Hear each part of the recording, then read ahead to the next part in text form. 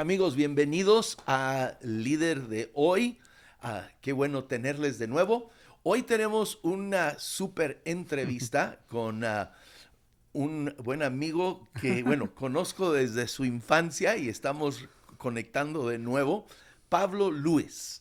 Él es el pastor principal de Lake Point Español en Dallas, Texas. Sí, Pablo, qué gusto de volver a gracias. encontrarnos. Sí, las amistades y algo, ahorita nada más estaba escuchándote hablar y realmente hemos podido construir cosas sobre los hombros de gente como tú y tu familia, que han invertido tanto en el evangelio y impactaron mi vida en México, la No, verdad. no, no, no soy tan viejo. No, no, yo sé, pero no, o sea, es que yo recuerdo mi juventud, desde mi niñez, desde Sí, las cosas sí. de Vaquero Vázquez, cosas así también. No te quiero hacer sentir muy viejito, pero sí, o sea, y yo creo que esa es una de las cosas que impactan la vida, que otras personas inviertan en otros, y así lo he sentido contigo y con tu familia. No, tuve el privilegio de conocer al papá y la mamá de Pablo. Eran pastores en Ciudad Victoria en Sí, ese tiempo. Su papá, aparte de pastor, era agricultor. Lo recuerdo arriba de su tractor y era el entrenador de fútbol americano de la universidad, sí, ¿verdad? de la UAT, los Y- correcaminos sí, y quedaron campeones nacionales en los noventas, y sí, toda una historia.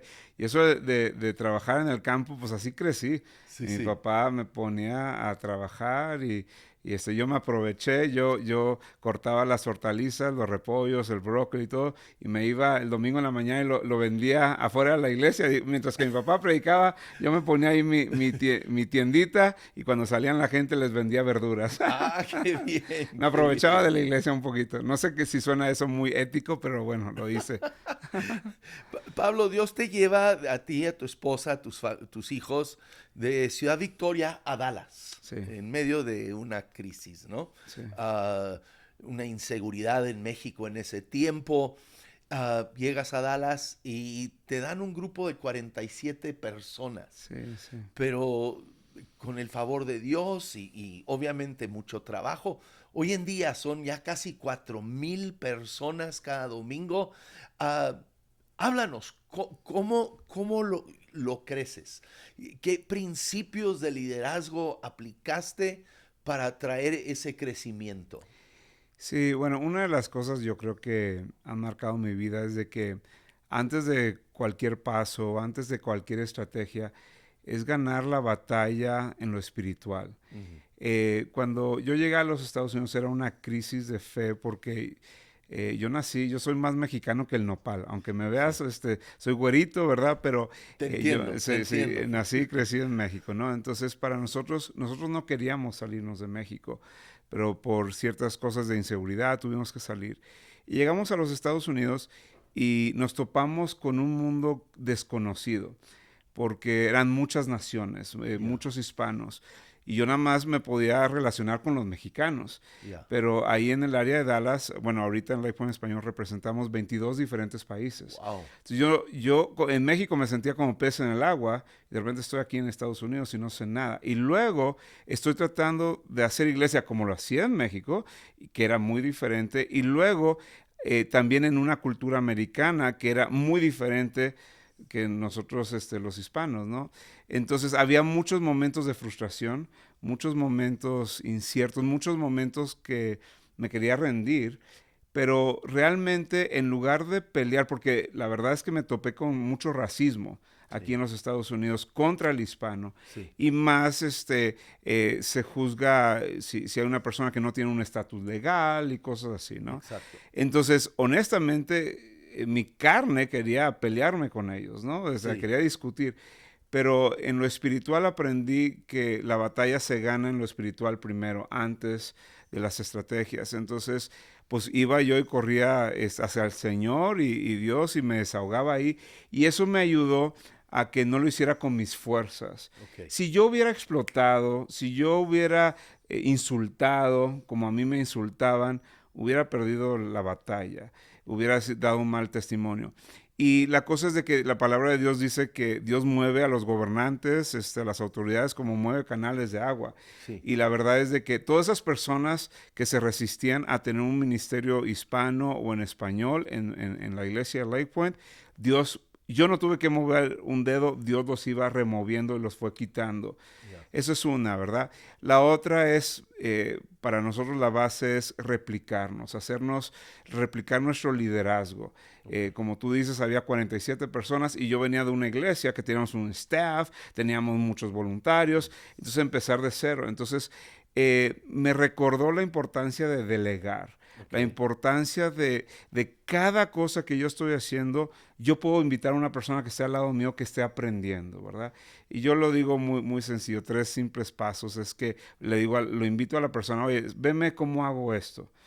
Algo tan sencillo como tal vez un pastor va y a un hospital a orar por una persona, ¿verdad? Sí. Entonces, no vayas solo, o sea, estás desaprovechando multiplicar tu liderazgo. Entonces, invitas a una persona que te acompañe, lo vea. A la segunda vez que vas, lo invitas y dices, ok, lo vamos a hacer juntos. Yo voy a llegar, voy a saludar y al final tú terminas orando, ¿no? Sí, sí. Y luego, la tercera vez, tú lo vas a hacer y yo te voy a ver cómo lo haces, ¿verdad? Y después de eso, pues a volar. Y es increíble cuántos pastores o líderes no hacen eso, esas cosas sencillas. Y yo lo aplicaría en la predicación, en el púlpito, en todos.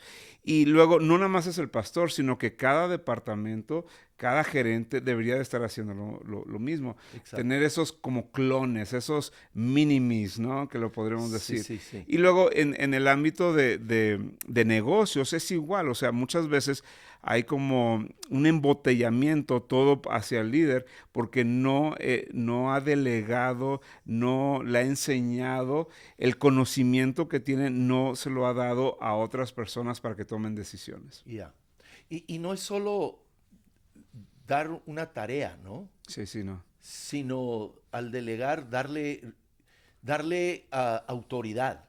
Autoridad de decisión mira, muchos de nosotros aprendimos cometiendo errores, Exacto. pero no había mucha gente que nos enseñara en el error o que nos diera feedback, o había muchas consecuencias de ese error cuando pasaba algo malo. Lo padre de esto es de que si nosotros damos esa oportunidad, nosotros como quiera somos un safety net, o sea, somos una persona que está ahí, que tampoco se va a venir abajo todo, ¿verdad? O sea, Sí. pero hay algo que me gusta que dicen en inglés, let's fail forward. O sea, si vamos a caer, caemos hacia adelante. Entonces, aprendemos. Entonces, recuerdo una historia de un señor que cometió un error en un negocio y le costó a la empresa $10 millones. Wow. Entonces, el gerente, el mero, el dueño, lo mandó a hablar. Y pues el empleado dijo, no, pues ya me van a despedir, ¿no? Entonces hizo su carta de resignación y llegó y se la entregó. Y el jefe lo agarró, lo rompió y se enojó. Dijo, ¿qué? ¿Tú no vas a renunciar? Acabamos de hacer una inversión en ti de $10 millones. Entonces, él lo veía así, o sea, es una inversión, no lo va a volver a hacer, ¿no? Entonces, a veces tenemos mucho miedo de que pasen esos fracasos, pero solamente así se puede aprender. Y estamos nosotros ahí para asegurarnos que tampoco se venga abajo todo, ¿verdad? Exacto. Ahora, hablas de esta importancia de delegar. Yo veo muchas veces, especialmente pequeñas empresas o pastores, temen delegar porque, ay, que sí es mejor que yo. Y temen perder su posición en vez de reconocer que al reproducirse, ellos crecen. Sí. Y yo diría, si son mejores que nosotros, qué padre, ¿no? O sea, qué bueno. Entonces, hice un buen trabajo discipulándolo, enseñándolo, ¿no? Ya. Es que tenemos que recordar, o sea, vamos a recordar, o sea, simplificarlo.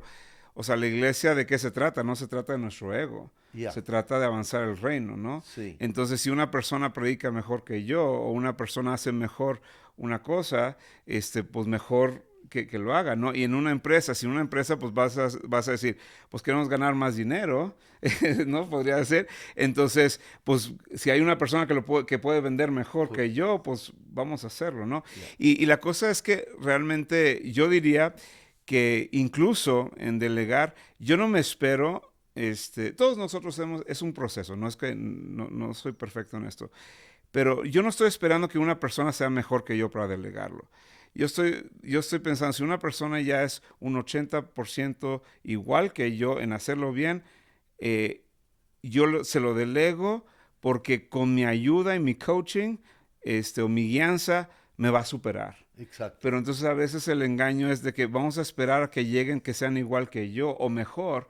Y pues ¿cómo van a llegar si nunca les das la oportunidad? Ya. Entonces, si ellos ya están casi llegando a ti sin tu permiso, sin tu, siendo intencional, sin habilitarlo, pues te puede sobrepasar. Ya. Entonces, yo ni siquiera no me espero hasta que sean mejor. Ya. Entonces, en el mundo de la iglesia, cuando alguien predica, por decir, este fin de semana que estoy contigo, está predicando un joven de 30 años. Pero entonces lo que yo voy a hacer el lunes o el martes es que veo su predicación y me junto intencionalmente con él y lo platicamos y le doy lo que nosotros le llamamos unos por cientos. Y ahorita podemos hablar un poquito más de eso, pero unos por cientos es que yo tampoco soy devastador y le digo, oye, fallaste en esto, eso. Le digo, 99 estuvo padrísimo, pero déjame darte un por ciento para que lo mejores, ¿no? Entonces lo procesamos, damos ese feedback, pero creamos una cultura que él cuando recibe ese feedback, recibe esa retroalimentación, él está ansioso por recibirlo. Ya. No lo siente como un ataque. Exacto. Y en inglés lo diría, I'm not a jerk about it. O sea, no estoy insultándolo, Exacto. no lo estoy menospreciando, pero yo estoy invirtiendo en él. Entonces le puedo decir, oye, ¿sabes qué? Puedes ver mejor a las cámaras. O ¿sabes qué? Este ejemplo como que no, ¿verdad? Entonces, pero soy intencional. Entonces aprovecho, si está predicando, entonces estoy intencional en tener una sesión de retroalimentación con él. Entonces cuando delegamos en el negocio, lo que sea, después de esos trabajos o proyectos, tantas veces no tenemos como dissecting, o sea, de una autopsia, ¿verdad? O sea, cuando las cosas están mal, pues o cuando una persona muere, hacen una autopsia para saber por qué. Deberíamos de tener las juntas, antes, pero también después, para saber qué funcionó y qué no funcionó. Ya. Pero allí yo creo, la persona con la que estamos hablando tiene que entender que estamos queriendo su superación. Claro. Lo estoy haciendo en amor. Si le estoy corrigiendo ese 1%, Sí. es porque quiero verlo mejorar. No es porque lo quiero aplastar o destruir. Sí, sí. Y son, estos más los jóvenes o la nueva generación, son como... Son de cristal, dicen. No, sí, sí, pero es que mira, pero también tenemos que modelarlo. Es que también venimos Sí. con una cultura que al pastor o al líder nunca se le puede decir nada. Ya, Siempre sí. él tiene la razón, ¿verdad? Bromeamos hace rato de dictadores, ¿no? O sea, de Sí. que aquí mis chicharrones truenan y ya, ¿no? Ya. Entonces, ¿qué hago? Te voy a dar un ejemplo de cómo yo lo modelo. Nosotros cada lunes tenemos un staff meeting, una junta, donde evaluamos el fin de semana. Ok. Empezamos con los wins, porque es importante. Lo que nosotros, lo que celebramos, eso va a ser nuestro ADN. Sí. Entonces hay que celebrar las cosas que pasaron muy buenas. Pero después de eso nos vamos a la sección de unos por cientos. Ok. Entonces, y les doy permiso. Ahora, claro que no es un grupo de 100 personas, pero si es un grupo selecto, en mi caso son como 8 a 10 personas. Y ellos pueden darme un 1% de mi predicación. Ok. Pueden decir, oye, ese chiste que dijiste no casó, ¿no? Okay. O se pasó un poquito. O sabes qué, estabas hablando de maneras muy generales. Y recuerda que hay mucha gente nueva. Entonces, cuando tú estabas diciendo, sí, David y Salomón y todo, ellos ni saben quiénes son. Y yo, sí, es cierto. Entonces, me hace mejor. Entonces, así lo hacemos de la alabanza, hacemos del guest experience, o sea, de cuando llega una persona nueva. Oye, ¿sabes qué? No estaban listos ahí las personas para recibirlos, o no estuvo una persona para abrir la puerta. Entonces, el lunes se pone todo eso por escrito y para el martes estamos hablando con las personas para darles esa retroalimentación. Entonces, yo lo modelo. Entonces, cuando lo modelas, ya los jóvenes ya lo pueden aprender. Y como dije, regresando a esa palabra que uso en inglés, I'm not a jerk, o sea, no estoy insultando, no estoy siendo un pedante al decirlo, ¿verdad? Sí. Entonces, pero lo que tú dices es crucial, que ellos sepan que lo estoy haciendo para que ellos puedan mejorar y crecer. Ya, ya. Porque queremos, ¿no? Que Claro, crezcan. claro. Jesús mismo declaró, ¿no? Que nosotros haríamos las obras que él hizo y aún mayores. Sí, sí, Entonces, ese tiene que ser el espíritu de un líder. sí, Que los que estoy reproduciendo no solo hagan lo que yo hago, pero aún lo superen, claro. que Sí. vayan más allá. Sí, sí, y, pues es la analogía de tus hijos, ¿verdad? O sea, estos son tus hijos espirituales o los hijos en el negocio, ¿verdad? Cuando les va mejor a ellos, el papá se siente orgulloso y no es una competencia. Ya. Lo que pasa es de que en el mundo cristiano o de la iglesia también se mezcla mucho el ego. O sea, de que, o sea, es que es curioso. Y yo digo todo esto porque vi lo bueno y lo malo de la iglesia, vi lo bueno y Ajá. lo malo del ministerio, vi lo bueno y lo malo de un pastor. Y veo cuando a veces la identidad de un pastor o un líder, su identidad no está en Cristo Jesús, su Ya. identidad está en lo que En su hace, posición. en su posición. Sí. Entonces, eso es algo muy peligroso. Entonces, cuando eso es cuando dicen, ¿sabes qué? Yo soy el único que habla, yo soy el único que predica, yo soy el único que puede tomar las decisiones. Pero la iglesia y la organización no va a poder avanzar si todo se atora en que una sola persona tome la decisión. Ya. Muy bien. Ah, tú has vivido una transición, un tanto en la iglesia de tu padre, Sí, am, y, y eso es tan importante porque hace poco estuve en unos grupos de pastores y ya todos los pastores mayores y muchos de ellos no sabiendo cómo hacer esta transición, sus iglesias se están muriendo. sí, Ah, y no es que despreciamos a la gente mayor, sí, claro. yo soy uno de ellos, ¿verdad? Sí. Ah, pero ¿cómo podemos como iglesia hacer esa transición a tiempo? Sí, yo diría, primero tienes que empezar a hablarlo. Ajá. Es como un tabú. Nadie lo quiere hablar. Y dice la palabra, ¿qué pasa con el pecado? ¿Qué pasa con todo? O sea, el pecado nos va mal, no tan, o sea, claro, o sea, el pecado es malo, ¿verdad? Pero nos metemos en problema cuando lo ocultamos. Sí, Cuando los ponemos a la luz, o sea, hay perdón, hay libertad, hay sanidad, ¿verdad? restauración, sí. Restauración, ¿verdad? Entonces, en esto es algo cruel, porque todos lo saben, pero nadie se atreve a decirlo. Ajá. Todos saben que la predicación tal vez de ese pastor, y perdón pastor si me está escuchando, pero a veces pasa eso. Toda la congregación sabe que son las mismas cosas que predicaba hace 30 años, los mismos ejemplos, y la iglesia no está creciendo. Incluso esto es importante, se dice, y esto es algo muy sencillo que puedes hacer la pregunta al pastor que me está escuchando ahorita. Se dice que el que predica impacta a 15 años hacia abajo y todos hacia arriba. Ok. Entonces, si yo tengo 50 años, eso quiere decir que todos los de 35 para arriba, Tienes un más o impacto en menos su vida. tienen un impacto, ¿no? Ok. Pero todos los de 35 para abajo, they're tuning out, o sea, no se están conectando conmigo. Esas son bases a estadísticas reales que han hecho, ¿no? Ok. Entonces, nada más, pastor, hazte la pregunta. Yo no sé qué edad tienes, pero nada más haz la suma. Si tienes 60 años, si tienes 65, si tienes 65, eso quiere decir que toda la congregación de 50 para arriba te ama, te quiere, y todos los de abajo no se atreven ya no se están conectando. Entonces, igual, Ya. ¿cuál es el propósito de la iglesia? Si el propósito de la iglesia es nada más mantener un club que poco a poco se van a ir muriendo por edad, pues entonces síguelo haciendo. Ya. Pero si el propósito es alcanzar a la nueva generación y hacer discípulos, y eso nosotros lo expresamos de esta forma en nuestra iglesia, que la iglesia de nosotros existe para que la gente conozca a Dios, encuentre libertad, descubra su llamado y que haga una diferencia. Ya. Entonces, esas 4 cosas son esenciales. Entonces, te tienes que hacer una pregunta. ¿Están conociendo a Dios? ¿Está llegando gente nueva? La nueva generación? ¿Estamos discipulando? estamos encontrando esa libertad, estamos descubriendo nuestro llamado, estamos haciendo la diferencia.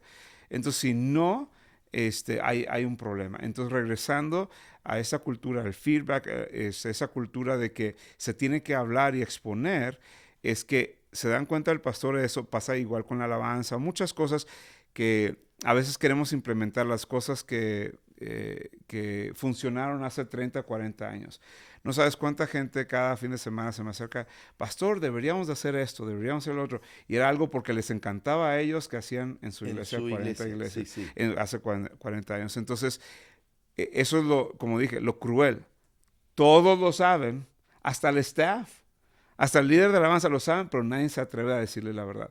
Y yo le digo a la gente, es como eso. Si a mí me apesta la boca, ¿qué es más amoroso y respetuoso? ¿Que no me digas nada por pena? Eso no es amor, eso es crueldad. O sea, si me huele la boca, si ando con el pantalón desabrochado y no me dices, y me dices que eres mi amigo y no me dices, oye, Paul, se te ven ahí la ropa interior, ¿verdad? Entonces, amor real es alguien que te habla la verdad en amor, la verdad en amor. Entonces, dos cosas podría pasar ahorita de la gente que nos escucha. Uno, tal vez nos está escuchando un pastor. Lo primero que tú puedes hacer es juntar a gente que tú confías y pregúntales cómo están las cosas. Y promete que no te vas a pelear. Yeah. Porque algunos piden, oye, dame retroalimentación. Pero alguien te dice una cosa, oye, podías mejor, pero esto, lo otro, y te empiezas a pelear, ya perdiste la oportunidad, ya no te van a volver a dar feedback, ¿no? Sí. Eso es una, y luego si nos está escuchando otro líder, es que yo lo bañaría con mucha oración, y luego yo le pediría, yo le digo a la gente que es como entrar en un túnel, a un túnel donde van a entrar tú, puede ser tu esposo, tu esposa, el pastor, estamos hablando, pero el túnel me refiero a conversaciones difíciles. Antes de entrar a esa conversación, a ese túnel, lo vas a orar, lo vas a escribir, lo ensayas en voz alta porque dices, no, esa palabra sonó muy, muy feo. Entonces, porque vamos a suponer, si yo soy la persona que siente que debe decirle al pastor, oiga, pastor, mira, no es que no te honramos, no es eso, pero mira, no estamos alcanzando a la nueva generación. Yo lo voy a poner por escrito las razones y luego lo voy a estar platicando yo en voz alta. Entonces, cuando digo, es que voy a reemplazar esa palabra de que es que nadie, no sé, nadie te quiere. No, eso no. Voy a decir, ¿sabes qué? No están comprendiendo tus ejemplos, ¿verdad? Vamos a suponer. Y luego, después de que lo baño en oración, lo escribo, le pido, es importante el lugar y el tiempo. Entonces, con un pastor, te acercas con el pastor o con ese líder y le preguntas, oye, me encantaría platicar contigo de algo. Dime qué día es mejor para ti y quisiera que nada estuvieras orando y tal día nos juntamos, cuando tú quieres. El problema a veces que se hace peor es que vamos y hablamos despuesito de la predicación o despuesito del servicio, ¿verdad? O sea, no, es algo bueno, pero en el tiempo equivocado. Sí. Entonces nada más te explota. ¿Sí me explico? Entonces, lo agarramos cansado. Sí, sin comer. Todo lo que los que predicamos sabemos a lo que nos referimos, ¿no? Entonces yo llegaría y yo le diría, ¿sabes qué? Toda esta iglesia no existiría si no fuera por ti. Pero, pastor, le quiero hacer una pregunta. ¿Cuál es el mejor legado? El legado sería no que esta iglesia se cierre, sino que usted en sus últimos días vea esta iglesia creciendo, que alcancemos a más personas, ¿no? O sea, y es hablarlo así, de esa forma, y entonces es exponerlo y luego, después de eso, es hacer un plan de acción. Y yo lo diría, ponerlo por escrito. Entonces, por decir, si estamos hablando de un consejo o de elders o como sea, es hablarlo con el pastor y decirle, pastor, usted dígame, ponga una propuesta que piensa que es saludable. Nosotros hacemos lo mismo, lo juntamos y lo trabajamos. Y tal vez es un proceso de 6 meses, un año en desarrollar el proyecto. Por eso es tan importante estar hablándolo. Entonces, lo que yo le diría que no hicieran, no se trata de un día para otro. O sea, no se trata, oiga, el día de mañana vamos a traer un jovencito de veintitantos que va a predicar. O sea, no funciona así. Entonces, para ser súper claro, porque yo platico mucho, hablo mucho, soy muy rollero. Entonces, para ser claro es hablarlo primeramente, exponerlo a la luz y luego después de eso poner un plan en acción. Hacer el plan y que los dos estén de acuerdo, porque si el pastor no está de acuerdo y se trata de implementar, el pastor va a empezar, nada más me quieren correr y que esto y lo otro. Y entonces en ese plan tienen que quedar, y dime si me estoy profundizando mucho, pero en ese plan muchas veces los pastores o en el mundo de los negocios, la razón que siguen predicando es porque hay una inseguridad económica también. Yeah. Entonces eso se tiene que hablar. Ahora, algo allí, y es no solo lo económico. El pastor o el empresario que está saliendo tiene que entender que no es para irse al campo de golf Sí, sí. y morirse, Sí, no. sino tenemos que tener algo por delante. Hay otras cosas en el reino de Dios Sí. aparte de pastorear. Sí. Por ejemplo, tu padre, Sí. me platicabas cómo está él ahorita como capellán con policías Sí. y en prisiones. Sí, sí. Y entonces él sigue conectado con el llamado de Dios sobre su vida. Sí. Él deja el pastorado principal de la iglesia, pero para encontrarse en algo que lo llena. Sí. Y entonces tenemos que, Warren Bird, Sí. que escribió un montón de libros y todo, decía, un pastor que va de salida tiene que tener algo a lo que va. Sí, sí.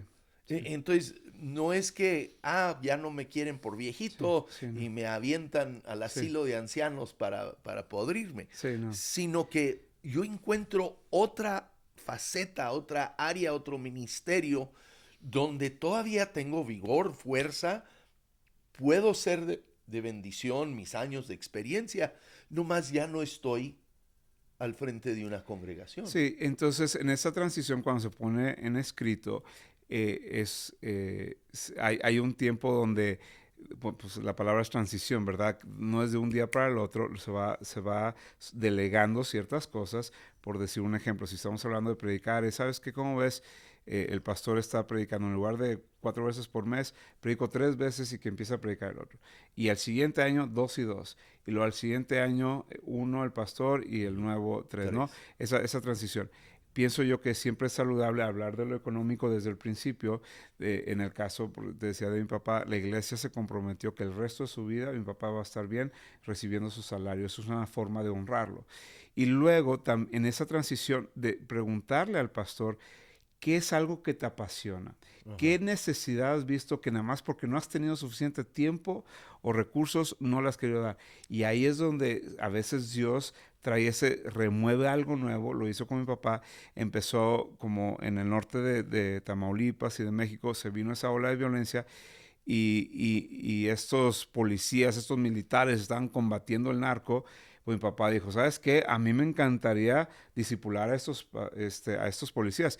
Y la verdad es de que muchos pastores no querían hacerlo, le tenían miedo. Mi papá, o sea, le vale, o sea, mi papá es así, ¿no? Entonces empezó y eso lo apasiona bastante.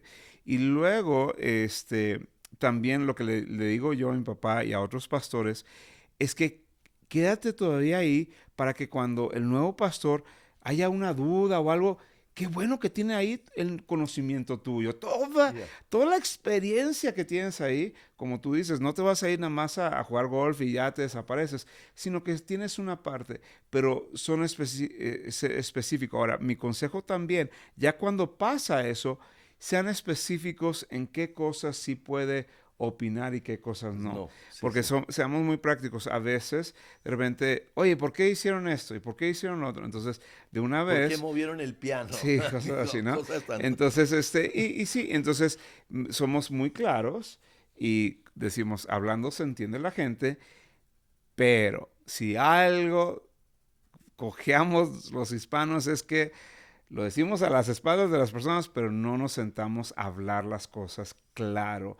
No hacemos esos planes y necesitamos a veces esa estructura, necesitamos ponerlo por escrito y así todos saben cuál es su rol, cuál es su responsabilidad y adelante. Pero nomás para terminar este punto con mi papá, a mí yo, cuando un domingo en la tarde, de repente suena mi teléfono y es mi papá, y me dice, wow, hoy predicaste en video o el campus pastor predicó y tanta gente aceptó al Señor y 15 personas se bautizaron. No, hombre, increíble. Y él no tuvo nada que ver, pero él estaba ahí. Ya. Yo dije, wow, Dios, eres bueno. Sí, sí. Porque no perdimos a mi papá en el proceso, Sí. no lo honramos, es un legado, pero para mí, y eso es lo que le digo a los pastores y a los líderes, ¿cuál es tu legado? El legado que no quieres es que esa iglesia se cierre el día que tú mueras. Ya. Ya. Y es un peso muy difícil de sostener cuando de repente pasa algo y toda la iglesia no sabe cómo responder. O sea, pasa algún accidente o se muere por edad y toda la iglesia no sabe quién es el que sigue. Este, nadie sabe que no se puede mover nada porque no está el pastor. Entonces yo les diría a los pastores desde ahorita, empiezas a hacer la pregunta, si tú no estuvieras, ¿quién lo estaría haciendo? ¿No? Entonces eso para mí es un buen hábito. Sí, sí, sí. Pues, Paul, mucho gusto tenerte. Ay, Gracias. un placer. Gracias por esta plática tan interesante. Y amigos, qué bueno que han estado aquí con nosotros el día de hoy. Nos vemos la próxima semana en Líder de Hoy.